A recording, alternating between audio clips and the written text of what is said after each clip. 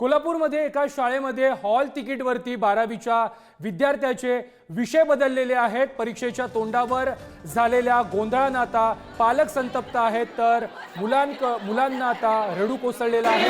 2 दिवसांवरती परीक्षा आलेली असताना त्यांच्या हॉल तिकीटवरती विषयच वेगळे आल्यानं पालकांचा संताप या ठिकाणी पाहायला मिळतोय। कोल्हापूरमधील हा प्रकार आता उघडकीस आलेला आहे। 2 दिवस आधी हे हॉल तिकीट मिळालेले आहेत आणि हा संपूर्ण प्रकार उघडकीस आलेला आहे।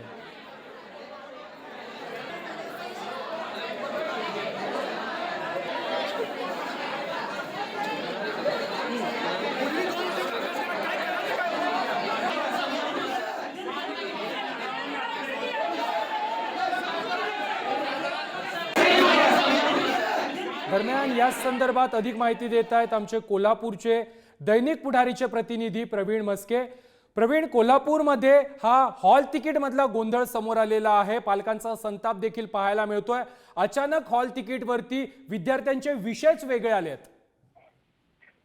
प्रथमेश, 12वीची परीक्षा 11 फेब्रुवारी पासून सुरू होत आहे आणि त्या पार्श्वभूमीवर आज शहरातल्या बिमला गोयंका इंग्लिश मीडियम स्कूलमध्ये हॉल तिकिटाचं 12वीच्या विद्यार्थ्यांना वाटप करण्यात आलं।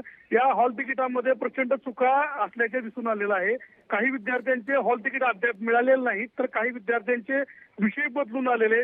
काही विद्यार्थ्यांचे विषय मॅथ्स होते, त्या ठिकाणी बायोलॉजी आलेत, काहींच्या ठिकाणी क्रॉप सायन्स होते, त्याच्या ठिकाणी मराठी आणि भूगोल या संदर्भातले विषय आलेले आहेत। काही विद्यार्थ्यांच्या हॉल तिकिटावरच्या सह्याही डुप्लिकेट केल्याचं पालकांनी सांगितलं। ही घटना कळल्यानंतर मोठ्या प्रमाणात पालक शाळेमध्ये जमा झाले। मुलांनी पालकांनी प्रशासनाला जाब विचारला की अशा प्रकारे 2 दिवस परीक्षेला असताना हॉल तिकीट वाटप करणं योग्य आहे काय। दुसरीकडे ह्या हॉल तिकिटावरच्या चुकांना जबाबदार कोण, मुलांचं भविष्य तुम्ही अशा प्रकारे उद्ध्वस्त करताय, या संदर्भात पालकांनी प्रशासनाला मोठ्या प्रमाणात जाब विचारत धारेवर धरलं। आता या ठिकाणी मोठ्या प्रमाणामध्ये पोलीस बंदोबस्तही ठेवण्यात आलेला आहे। मुख्याध्यापकांना या संदर्भात विचारलं असता त्यांनी सांगितलं की या संदर्भात आम्ही राज्य बोर्ड आणि कोल्हापूर विभागीय बोर्डामध्ये या संदर्भात माहिती कळवलेली आहे आणि मुलांचं नुकसान टाळण्यासाठी जास्तीत जास्त प्रयत्न सुरू असल्याचं त्यांनी सांगितलेलं आहे। नक्कीच प्रवीण, धन्यवाद तुम्ही दिलेल्या सविस्तर माहिती संदर्भात।